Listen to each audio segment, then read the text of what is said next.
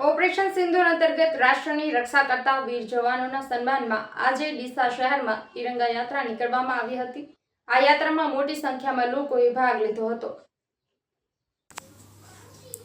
Operation સિંદૂર અંતર્ગત રાષ્ટ્રની રક્ષા કરતા વીર જવાનોના સન્માનમાં આજે ડીસા શહેરમાં તિરંગા યાત્રા નીકળવામાં આવી હતી। આ યાત્રામાં મોટી સંખ્યામાં લોકોએ ભાગ લીધો હતો। આ યાત્રાનું ઠેર ઠેર સ્વાગત તેમજ ઠંડા પીણા અને શરબતના કેમ્પ યોજવામાં આવ્યા હતા, જેમાં આ યાત્રા ડીસાના સાંઈબાબા મંદિરથી નગરપાલિકા ફુવારા સર્કલ મહાત્મા ગાંધીજીની પ્રતિમાથી પરત સાંઈબાબા મંદિર પાસે સમાપન કરવામાં આવ્યું હતું, જેમાં ડીસાની જાણીતી શિવ સેવા સમિતિ દ્વારા સિવિલ હોસ્પિટલ સામે આ તિરંગા યાત્રાનું ગુલાબની પંખુડીથી સ્વાગત કરવામાં આવ્યું હતું, જેમાં શિવ સેવા સમિતિના પ્રમુખ હિતેશસિંહ રાજપૂત, મહામંત્રી જીતુભાઈ પરમાર, અતુલભાઈ દહિયા, દીપકભાઈ ભીમાણી, ઉપપ્રમુખ અશ્વિનભાઈ મોદી, કાંતિભાઈ લોધા, નરેશભાઈ ચૌહાણ, અશોકભાઈ રાવલ, મંત્રી રમેશભાઈ ઠક્કર, જગદીશભાઈ પુનડિયા, મીડિયા સેલના આનંદભાઈ ઠક્કર, સલાહકાર NT ભાઈ રાઠોડ, અંબાલાલ પુરોહિત, કિરણભાઈ મકવાણા સહિત કાર્યકરો મોટી સંખ્યામાં હાજર રહ્યા હતા।